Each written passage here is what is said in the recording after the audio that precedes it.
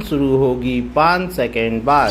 5, 4, 3, 2, 1 start. इस महीने की 9 तारीख से 4 राज्यों एवं 1 केंद्र शासित प्रदेश के विधानसभा चुनावों का आरंभ हुआ सिलसिला अब अंतिम पड़ाव पर आ पहुंचा है।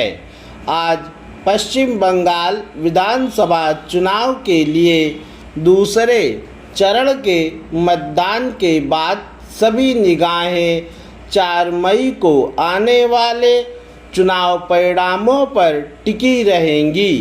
बंगाल चुनाव के पहले चरण में हुए रिकॉर्ड 92% मतदान के बाद सत्तारूढ़ तृणमूल कांग्रेस और विपक्षी भाजपा अपनी अपनी जीत के दावे कर रही हैं। जहां तृणमूल इस बम्पर मतदान को मुख्यमंत्री ममता बनर्जी के नेतृत्व में भरोसे के साथ जोड़कर प्रस्तुत कर रही है, वहीं भाजपा इसे सत्ता विरोधी रुझान के रूप में प्रचारित करने में लगी है। पहले चरण की 152 सीटें मुख्य रूप से उत्तरी बंगाल और जंगल महल के इलाकों में केंद्रित थी, तो दूसरे चरण का मतदान उस दक्षिण बंगाल में होना है जिसके बारे में कहा जाता है कि सत्ता की कुंजी इसी क्षेत्र के हाथ में होती है।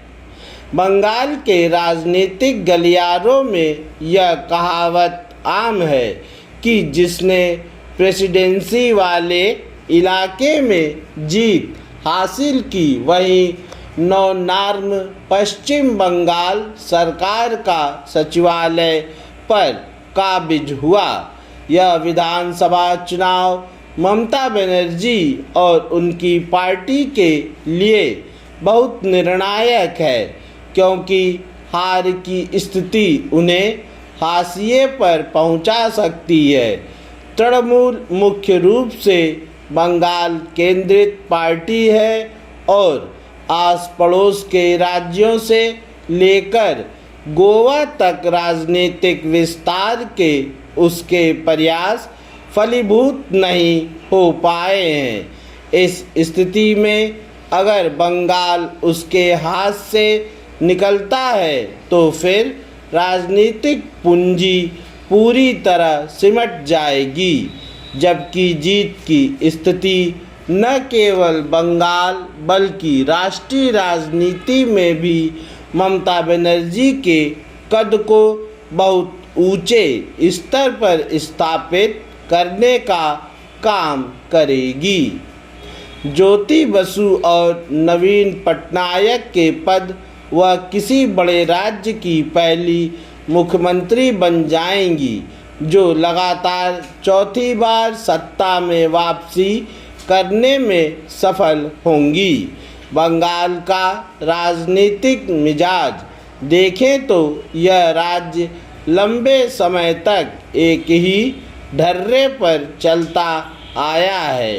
वर्ष 1977 से 2026 के बीच यहाँ केवल एक बार ही सत्ता परिवर्तन हुआ, जब 2011 में ममता बनर्जी के नेतृत्व में तृणमूल कांग्रेस ने 3 दशकों से अधिक पुरानी वामपंथी सत्ता को अपदस्थ किया था। उसके बाद से ममता और तृणमूल का सिक्का ही सत्ता पर जमा हुआ है।